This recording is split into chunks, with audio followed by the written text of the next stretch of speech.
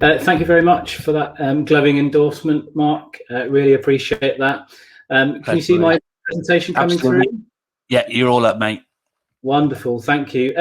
So the first thing that I'd just like to ask you really, and this is both on a micro and on a macro level, is how flexible is your approach? How flexible is the approach of your school, but also how flexible is the approach of your LA, your local authority, or the group of schools that you might work within? The line that you can see across the center of the page is just a compendium, and on the left hand side, of course, we have quite a brittle approach. If you try something and it doesn't work, the whole thing falls down, and of course that's not really a situation that we want to find ourselves in. You want your approach to be slightly more malleable, and as you can see, there are two images on the screen. The physics teacher in me can't but help include these as examples of a brittle or a malleable approach. On the left, we've got, of course, the Challenger shuttle, which the historians amongst us, I'm sure, will remember.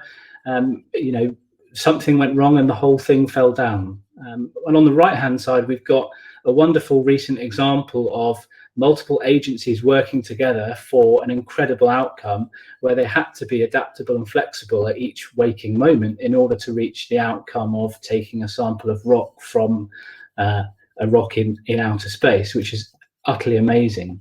As Mark mentioned, I work at the British International School of Abu Dhabi.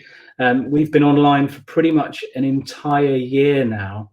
This infographic here just gives you a window into how our online school has operated for the last year, and this has been developed in conjunction with not only the students but also the teachers, and I think the students is the most important part to focus on there. We have a real balanced approach that's both connected or synchronous as well as guided asynchronous, so that the students' well-being is also thought of in this ever-expanding digital situation that we all find ourselves in.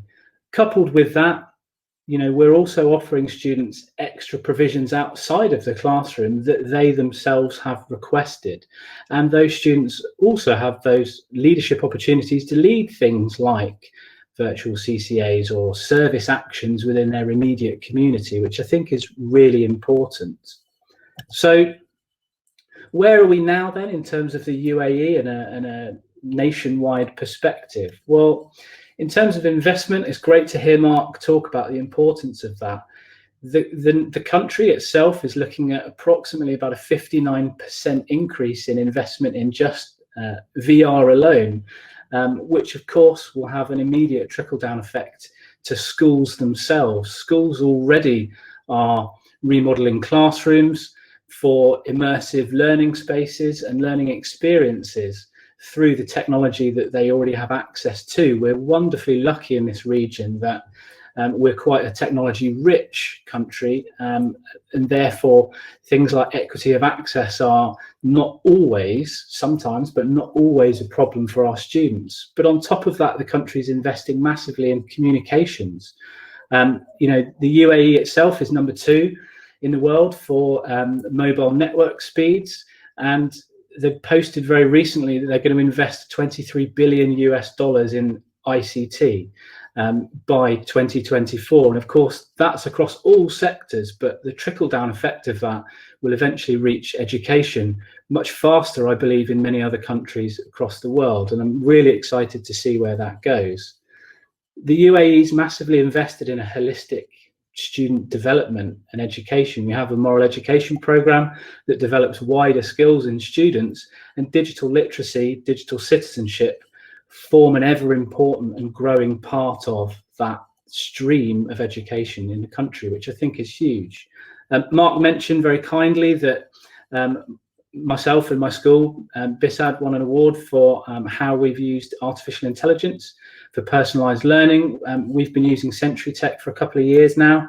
The tool's fantastic. It really does focus on the specific needs for each individual to help move their learning forwards. And that frees up a lot of the workload for teachers through rapid data coming straight to them, so that teachers can make really evidence-informed decisions around each individual learner's specific needs to bridge that gap much sooner.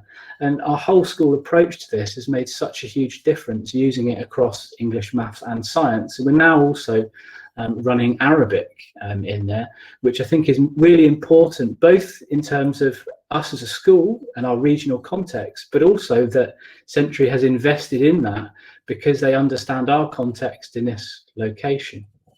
Not only that, in terms of Century Tech, but there's also been a huge investment from schools in AR, VR based content, which, if we look at a recent announcement, we've now got the world's first AI university, the Mohammed bin Zayed University of Artificial Intelligence. And now, the research and development that goes into this, that will then eventually trickle down into schools, I think is massively important, and shows that the country is not only an early adopter, but interested in power advanced analytics, but also interested in the transformational effect that it can have for learners at each and every level. Schools themselves are really fortunate to have digital libraries, but the same thing applies to universities, and we're seeing an ever expanding access point to those for not only students, but learners and parents, so that they continue that learning experience at home. We're also seeing in universities virtual reality labs for medical students and robotics students, which are some of the first in the world, and I think further shows the region's understanding, appreciation and adoption of technologies to enhance learning experiences for students, so that they're more prepared when they go out into the real world. Just 2 minutes left, Ollie, sorry. Thank you. And I think all of these things help us to be a regional hub for online learning. We're also seeing project mapping, which I think will trickle down across into education, and virtual online conferences. Mark and I host Learn Live UAE, a weekly educational show. We've held a conference. Teach Middle East, I've seen Lisa in the chat, also hold a conference. So I think we've been doing this for a while now, and I think that's testament to the UAE. So where are we heading? I think we're going to see improved infrastructure through that investment. We're going to see transformation of the education sector in terms of connected campuses, improved student digital records, research and development across schools to help drive digital transformation and skills. We've also got a first new online school actually opening as a school, not just an online version of a school, which I think is amazing that they've taken that step to create that. Steve Banbury, a really well-known educator in the region, has been hosting virtual CPD inside Engage for a few years now. And I think that that's trickled across into other countries in the world. So again, we're seeing innovation here in the UAE transcending across nations thanks to educational innovators. We're likely to also see 360-degree tracking. I know at the moment, my school's part of Nord Anglia. We're looking at an educational Edtech pilot on adaptive learning tools in a 360-degree classroom. Neil Statham, Heartland International School, wrote a great piece for Guess Education on black canvas flooring and LCD in sports halls as adaptive surfaces that teachers can then interact with through interactive whiteboards to show evidence and give feedback to students immediately in that position. We've also got a real wellbeing initiative in the Middle East. We've got a UAE Council for Digital Wellbeing, which seeks to identify the balance between digital and real life awareness.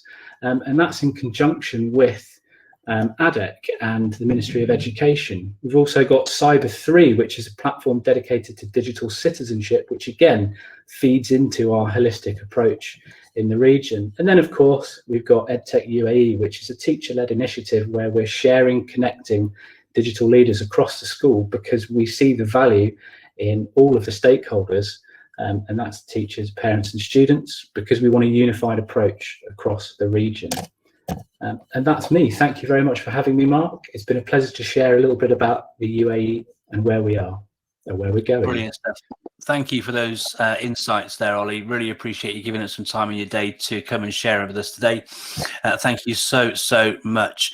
Please do ping your contact details and YouTube channel and all those things into the chat if you could, Ollie. That would be absolutely brilliant.